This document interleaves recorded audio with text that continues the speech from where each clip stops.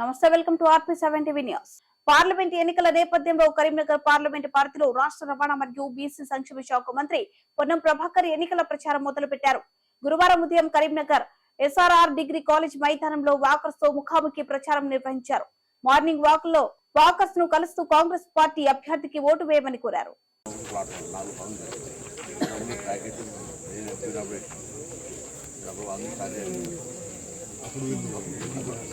Start చేయలేదు తెలిసిరా 15,000 కింద అదే 2012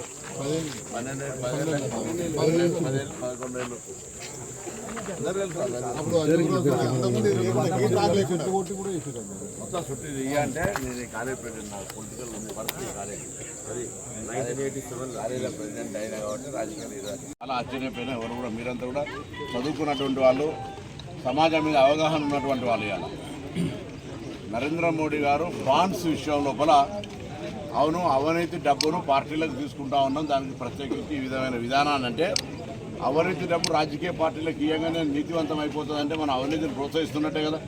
ఉదాహరణకు శరత్ చంద్ర రెడ్డి బెయిల్కు రావడానికి సంబంధించి 500 కోట్ల రూపాయల బాండ్లు బీజేపీకి ఇచ్చింది.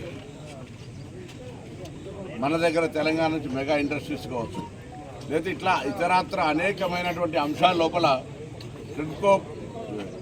క్రిప్టో కింద అంటే ఈ పని చేస్తే ఈ బాండ్లు ఇస్తామని చెప్పేసి ఈరోజు దేశంలో భారతీయ జనతా పార్టీ బాండ్ల విషయం లోపల సమర్థించుకుంటున్న తీరు చాలా గర్హనీయం. ఇది మంచిది కాదు భవిష్యత్తులో, ఎందుకంటే పైసలు ఇస్తే లబ్ధి జరుగుతుంది, పైసలు ఇస్తే కాంట్రాక్ట్లు వస్తాయి, పైసలు ఇస్తే న్యాయం జరుగుతుంది అనేటువంటి ఆలోచనతోటి ఈ బాండ్లను సమర్థించుకుంటున్న అవినీతి డబ్బును అనే మాట మాట్లాడితే అవినీతి డబ్బును ఈ విధంగా పార్టీలకు వస్తే అది నీతివంత డబ్బు అవుతుందో మీరు ఒక్కసారి ఆలోచన చేయమని చెప్పి సందర్భంగా నేను విజ్ఞప్తి చేస్తున్నాను. 1000 కోట్ల రూపాయలు.